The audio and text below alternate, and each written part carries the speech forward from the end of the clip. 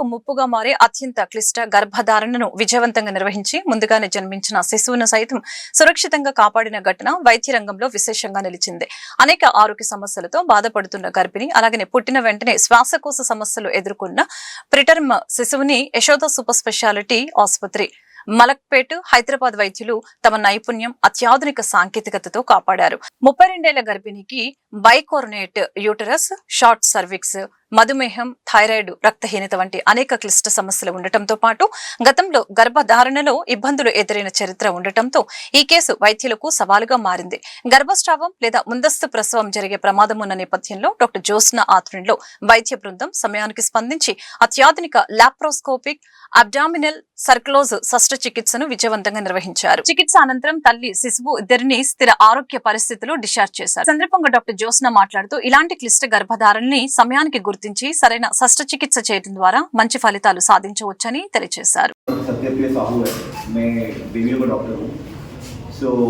Yashoda hospital में जो newborn baby पैदा होता है जनरली 700 ग्राम से लेके या 600 ग्राम कोई भी बेबी बॉर्न होता है तो उसका मैं देखभाल मैं ही करता हूँ. जो मैडम ने भी बताया कि इतना कॉम्प्लिकेटेड डिलीवरी था क्योंकि जनरली वो बेबीज लॉस होते हैं, काफ़ी सारे अबॉर्शन भी हुए थे. ये जो बेबी था by God's grace and by madam grace also baby अच्छा आया, बट 2 kg था वेट उसका, 2.1 kg. बट बेबी का बहुत ज़्यादा ही ब्रीदिंग डिफिकल्टी था, लंग्स इमेच्योर था, सारे ऑर्गन्स इमेच्योर थे. तो हम लोग उसको डायरेक्टली डिलीवरी रूम से उसको NICU में लेके गए. लेके जाने के बाद हम लोग उसको वेंटिलेशन में स्टार्ट किए. वेंटिलेटर जो होता है हमारा, हम ट्राई किए उसको इन्वेसिव वेंटिलेशन ना देके नॉन इन्वेसिव नाजल से देने के लिए. नाजल वेंटिलेशन मतलब एक मास्क लगा के उसको वेंटिलेट करते हैं. सो उसके साथ बेबी थोड़ा इम्प्रूव हुआ, और उसके बाद भी ब्रीदिंग डिफिकल्टी कम नहीं हुआ. तो हमें सर्फेक्टेंट देना पड़ा. सर्फेक्टेंट एक लंग प्रोटीन होता है जो कि हम लोग यहाँ से डाल के लंग्स के अंदर डालते हैं. मान लो इंक्यूबेट करके जो यहाँ पे जो ट्रैकिया है, जो वाइट पाइप होता है, फूड पाइप होता है, वहाँ पे डाल के सर्फेक्टेंट नाम का इंजेक्शन डालते हैं. वो डालने के बाद बेबी इम्प्रूव काफ़ी हुआ. बट डे 2 ऑफ लाइफ में जब सेकेंड डे आया बेबी का, तब बच्चे का थोड़ा सा फिट्स जैसा आया, फिट्स मारा. तो हम जब सारे टेस्ट किए उसमें कैल्शियम थोड़ा कम था. मदर को डायबिटिक था, तो डायबिटिक मदर का जनरली कैल्शियम बच्चों का जो आते हैं तो कैल्शियम कम होने का चांसेस रहता है. तो कैल्शियम काफ़ी कम था.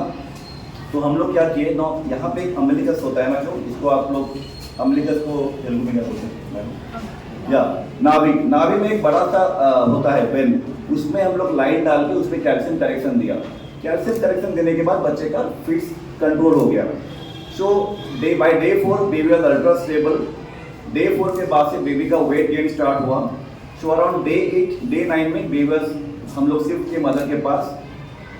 डे 10 में हम डिस्चार्ज किए बेबी को. सो अभी भी फॉलोअप में बेबी आ रहा है हमारे पास. वो हेल्दी बेबी है और पेरेंट्स बहुत ज़्यादा खुश हैं. ये तो छोड़ दीजिए कि 2 kg का बच्चा है. हम अभी लास्ट 2 मंथ्स में 5 बेबीज डिस्चार्ज किए जो कि सबका वेट 760 ग्राम 600 ग्राम ऐसा सब था. सो ये बातें हम लोग इसलिए कर रहे हैं क्योंकि ये जो मदर थी वो काफ़ी प्रीशियस बेबी डिलीवर किए थे. क्योंकि जैसे कि जानते हैं इसके पहले से काफ़ी अबॉर्शंस हुए थे. इतना अबॉर्शन के बाद एक बेबी डिलीवर हुआ, वो भी काफ़ी सीरियस था, क्रिटिकल था. बट ट्रीटमेंट के बाद वो बेबी सही हो गया एंड घर को डिस्चार्ज होकर गया. सो ये बोलने के लिए ये बात है कि यशोदा हॉस्पिटल मलकपेट में वो सब कुछ है जो कि क्रिटिकल मदर हो या क्रिटिकल बेबी हो, जिसका लाइफ सेविंग में जो टीम रहता है हम लोग का, विथ वेल इक्विपमेंट जो रहता है हमारा सब कुछ, चाहे OT हो, चाहे NICU हो, चाहे जो इक्विपमेंट्स हमें चाहिए एक बेबी का ट्रीटमेंट करने के लिए, या कोई भी स्टाफ हो, वो सब कुछ मौजूद है.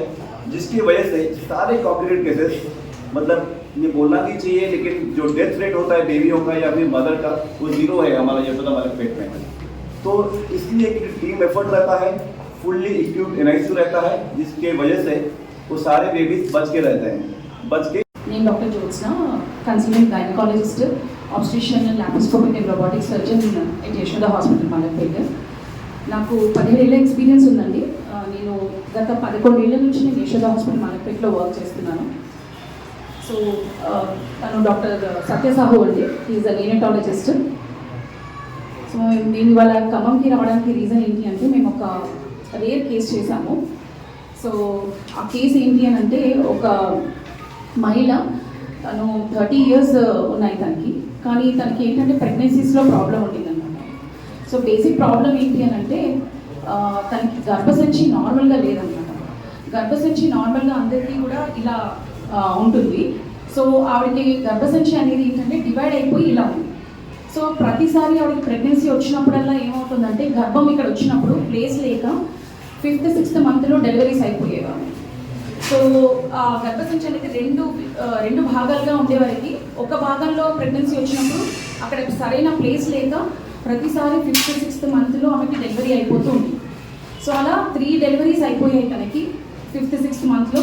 ప్రతిసారి బేబీస్ చనిపోయేవాడు. సో 3rd టైం ఆమెకి వేరే దగ్గర ఒక రకమైన సర్జరీ అంటారు, దాన్ని సర్వైకల్ సర్క్లాజ్ అంటారు. సో స్టిచ్ వేస్తారు అనమాట దానికి. గర్భసంచి యొక్క ముఖద్వారానికి వాళ్ళు ఒక స్టిచ్ లాంటిది వేస్తారు. అది వేశాక కూడా తనకి మళ్ళీ 5th 6th మంత్లో మళ్ళీ డెలివరీ అయిపోయింది. సో మళ్ళీ 4th టైం ప్రెగ్నెన్సీ వచ్చినప్పుడు నా దగ్గరకు వచ్చారు వాళ్ళు.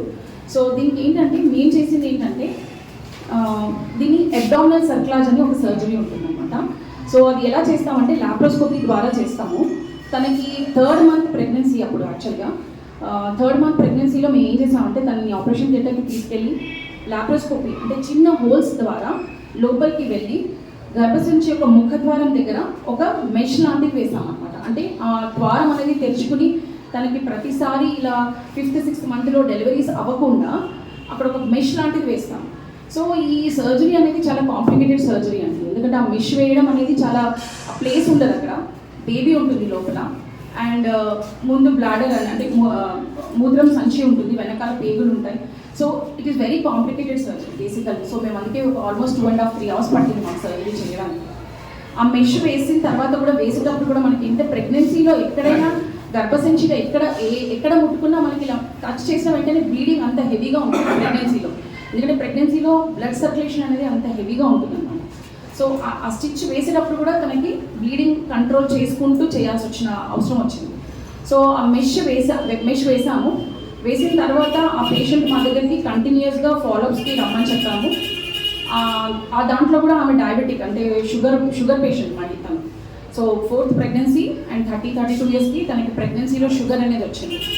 సో షుగర్ని మేనేజ్ చేసుకుంటూ షుగర్స్ని కంట్రోల్ చేసుకుంటూ ఆ మెష్ని సరైన పొజిషన్లో ఉందా లేదా అని స్కాన్స్ చేసుకుంటూ బేబీ యొక్క గ్రోత్ సరిగ్గా ఉందా లేదా అనేది చూసుకుంటూ ఉన్నాము.